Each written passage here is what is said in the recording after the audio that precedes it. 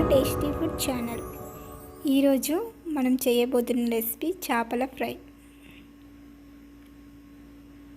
దీనికి ముందుగా ఒక ప్లేట్ తీసుకొని అందులో ఉప్పు, కారం, ధనియాల పొడి, మెంతి పొడి, జీలకర్ర పొడి, అల్లం వెల్లుల్లి పేస్ట్, పసుపు, నూనె, నిమ్మరసం వేసుకోవాలి.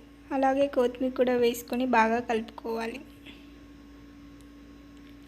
అందులో చేప ముక్కల్ని వేసి వాటికి పేస్ట్ని అప్లై చేయాలి. అప్లై చేసి కాసేపు పక్కన పెట్టుకోవాలి. దాని తర్వాత ఒక ప్యాన్లో ఆయిల్ హీట్ చేసుకొని చేప ముక్కలను ఫ్రై చేసుకోవాలి.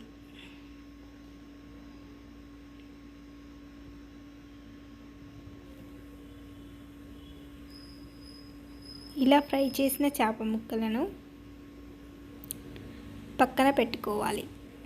ఒక జార్లో టమాటా, ఉల్లిగడ్డ, పచ్చిమిర్చి పేస్ట్ చేసి పక్కన పెట్టుకోవాలి.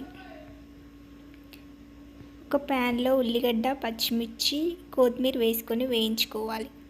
అందులో ముందుగా తయారు చేసిన పేస్ట్ వేసి కలుపుకోవాలి. అందులో కొద్దిగా పసుపు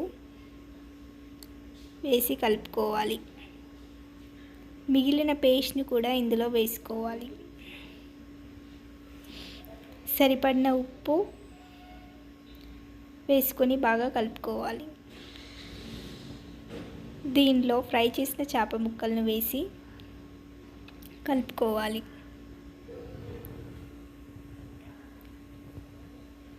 అంతే, మన చేపల ఫ్రై రెడీ అయిపోతుంది.